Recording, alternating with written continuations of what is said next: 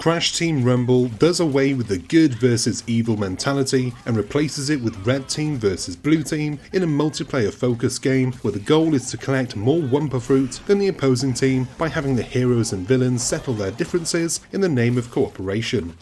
Honestly, I expected it to be a rubbish cash grab exploiting the Crash Bandicoot brand for a quick buck with a subpar spin-off party game. Oh, how wrong was I. After a weekend of play, I'm sold on it, and that's in no small part due to the simplicity. It's not a hard game to get your head around, and once you've got a few practice matches under your belt and you have a feel for the rhythm of play, it's really good fun. Frustrating at times, sure, as most multiplayer-centric games tend to be, but fun nonetheless. The final game that releases this summer will include a few different game modes and many more maps and characters. The closed beta that I was involved in had just one game mode, 3 maps and a handful of characters. Each character plays a role, and roles are important in Crash Team Rumble. In the game there are 3 roles: scorers, blockers and boosters, and each carries a vital responsibility. The beauty is though that the game doesn't force anybody to play a particular role. Teams are split into 2 sets of 4 players, and you could, theoretically, have 4 of any role on a team, though that would create a massive imbalance. Thankfully, in the games that I played, there was typically at least 1 of each role, with 1 naturally being doubled. Characters such as Crash and Torna are scorers. They're well balanced, but their main job is to collect as many Wumpa Fruits as possible and bring them back to your team's base bank. The first team to reach 2,000 Wumpa in the bank wins. Simple enough. Blockers, like Dingodile, are brutish characters who, as the role suggests, are best used to block opposing players from dumping their fruit for points.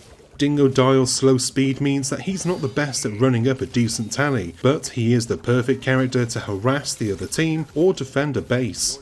Boosters, on the other hand, play a more indirect role by being quick and nimble across the game map.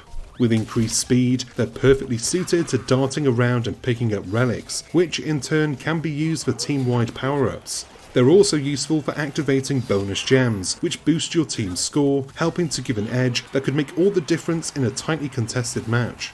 Each role has its pros and cons, and I found it to be fairly well balanced. I was rarely left frustrated and feeling hard done by due to the character mix. Though in one match that I played, my team managed to win without letting the other team score a single point. We had 2 blockers on our team, and they basically parked themselves in front of the other team's base bank and stopped any and all attempts to score points. I imagine those players were, well, let's say miffed. Despite it being a competitive team-based game with some light combat, each character has a few standard moves to help defend and attack, the goal is not to rack up a kill count for bragging rights. It's purely a score-based game, and those who roll solo with the intention of just getting kills will find themselves on the losing side more often than not. I saw it firsthand from both sides, and I also saw the behaviour change once those players realise victory comes via teamwork. It's early days yet, and there's plenty more to see, from alternate game modes, various maps with differing levels of danger, and of course, a cast of characters that has not yet been fully revealed. While I've only seen a small slice of what is sure to be a bigger and better pie, I am cautiously optimistic, and that's saying something because normally I couldn't give a toot for a game where my fun is dictated by others. And that is the end of this quick preview. Thank you very much for watching as always. I hope you enjoyed it and found it useful. If you did, do us a solid. Go on down below, hit the like and subscribe buttons, and give the bell icon a ding so that you're notified whenever we've got new stuff for you to watch. I've been Chris, you've been gorgeous, and I'll see you on the next one. Until then, cheers my dears.